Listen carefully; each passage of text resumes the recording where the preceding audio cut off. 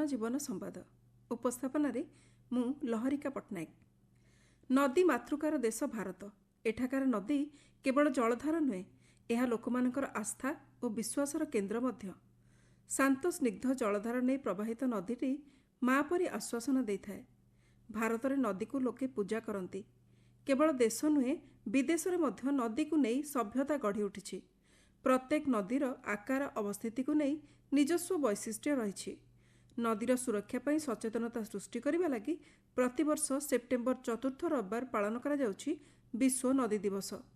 आज यही दिवस अवसर में देश विदेशर केतेक स्वतंत्र नदी संपर्क में जानिबा। कोलंबिया रे एपरि एक नदी रही जहाँ तरल इंद्रधनु भावे बेसी परिचित। असल रे केनो क्रिस्टल्स नामक यही नदी रे 5टी भिन्न भिन्न रंग देखा जाए। नेशनल जियोग्राफी अनुसार यही नदी को गार्डन ऑफ इडेन बा देवता मानकर बगीचा बोली कुहाଯାଇଛି। अन्य मासगुड़िकरे यह साधारण नदी परि प्रवाहित होउतिले मध्य जुलाई रु नवेम्बर मास मध्यरे एही नदीर जलधार हलदिया, लाल, सबुज, कला, नील आदि रंगरे आपे सुसज्जित हो जाए। तेबे यार विभिन्न रंगर विभिन्न कारण रही। लाल रंग नदी पृष्ठरे देखा जाउथिबा मैकेरिनिया क्लेविगेरा नामक गछ जोगु हेउथिबा बेले पानी भितरे कला रंगर पत्थर चट्टाण, सबुज शिउली लगा बाली, हलदिया गछ आदि जोगु नदी पानी विभिन्न रंगर देखा जाए। एसबु उपरे सूर्य किरण प्रतिफलित होई पानीर रंग बदलाई दिए।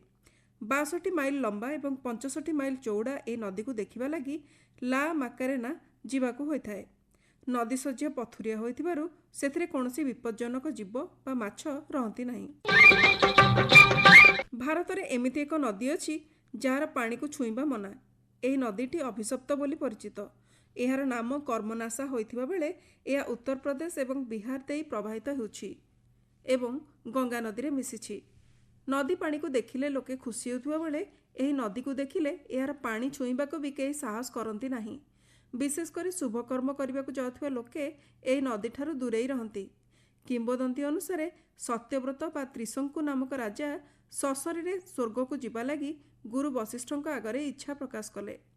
तपस्या करिबा परे त्रिशंकुଙ୍କ इच्छा पूर्ण होइतिला एवं से स्वर्ग को जाइथिले। हेले सेठारे देवराज इंद्र तांको फेराई देबारु से आकाशरे ओलटा झुली रहिले। कुहा जाए त्रिशंकुଙ୍କ मुहरु लाळ पड़ी एही नदी सृष्टि होइतिला। शेषरे गुरु वशिष्ठ निजे तांको अभिशाप देइथिले एवं एहा जोगु नदी मध्य अभिशप्त होइतिला। स्थानीय लोकंकर विश्वास एही नदी जल को छुईले निजर हेउथिबा काम भी बिगिड़ी जिवो। नदी रे जलधार प्रवाहित होइथाए। तेबे विश्व रे एमिति एक नदी अछि जेउथिरे पत्थर प्रवाहित हेउछि। असल रे एही नदी रे एते पत्थर बहि चलिछि जे एहा पत्थर नदी बा स्टोन रिवर नाम रे परिचय पाइछि। एहाको स्टोन रन बोली मध्य कुहा जाउछि। एभली विचित्र नदी रूस रे प्रवाहित हेउछि। एहा निकटरे देवदारू गछर घंच जंगल थिबा बेले विभिन्न पशुपक्षीଙ୍କ उपस्थिति एठाकार प्राकृतिक सौंदर्य को आहुरी बढ़ाई चलिछि। एही नदीर लंबा प्राय 6 किलोमीटर होइथिबा बेले केतेक स्थान रे एहा 20 मीटर तो आउ केतेक स्थान रे 200 मीटर पर्यंत चौड़ा होइथाए।